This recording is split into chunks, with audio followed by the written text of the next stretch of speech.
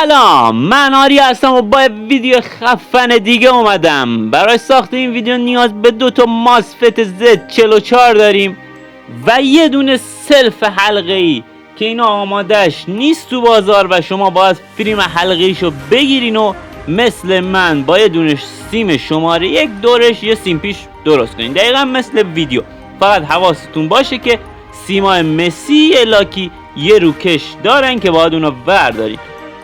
یه دونه خازن 1500 ولت ترجیحاً یا 2000 ولت، 2 تا دیود شماره 4007 و 2 تا مقاومت شماره 560 اوم و 2 تا دیگه مقاومت شماره 10 کیلو اوم و یه دونه سلفیش بدون هسته. برای درست کردن این سیم پیچ هم نیازی که 12 دور سیم و دقیقا مثل سیم پیچی که در ویدیو میبینیم بپیچین، وسطش یعنی دور شیشم و یه تراش بندازین که عایقش از بین بره.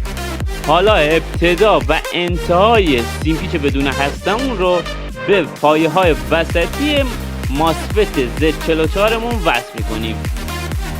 تو این قسمت با استفاده دیودهای 4007 پایه سمت چپی یه دونه ماسفت رو وصل میکنیم به پایه وسطی ماسفت دیگه‌مون. برای ماسفت دیگه‌مون هم همین کار رو انجام میدیم و کارمون با دیودها تمام.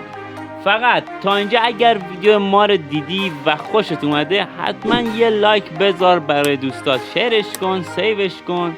اگر از اکسپلور میای اون بالا فالو آبی رنگ رو بزن. خیلی به ما انرژی میدین. کارمون با دیودها دیگه تمام و باید بریم سراغ مقاومت های 10 کیلو. 2 تا مقاومت 10 کیلو داریم که باید وصل بشه به پایه های سمت چپی و راستی ماسفت. هر ماسفت یعنی هر ماسفت یه دونه مقاومت 10 کیلو به پایه سمت چپ و راستش وصل. دقیقا مثل ویدیو این کار انجام. بعد از اینکه کارمون با مقاومت های 10 کیلو اوم تمام شد، میریم سراغ مقاومت های 560 اوم. اینجا باید 2 تا مقاومت رو مثل ویدیو به هم وصل کنین، یه سرشو و سر دیگه مقاومت ها رو یه دونه رو به پایه سمت چپی یکی از ماسفت ها و یکی دیگر رو به پایه سمت چپی ماسفت دیگه همون وصل میکنیم. دقیقا مثل ویدیو انجام بدین و مواظب باشین که سیم ها به هم اتصالی نکنه. خب کارمون با مقاومت و دیود و خود ماسفت ها تمام شده یه جورایی. حالا میریم سراغ خازنمون. خازن ما اینجا من استفاده کردم که جلوتر بازی خازن های دیگه اضافه میکنم برای قدرتش. خازن 1400 ولت است که ترجیحاً میتونین از 2000 ولت هم استفاده کنید. خب خازنمون رو وصل میکنیم دقیقا مثل ویدیو به 2 سر پایانه های سلفمون. فقط اینجا حواستون باشه که این های مسی یه روکش لاکی دارن که اونو باید برداریم.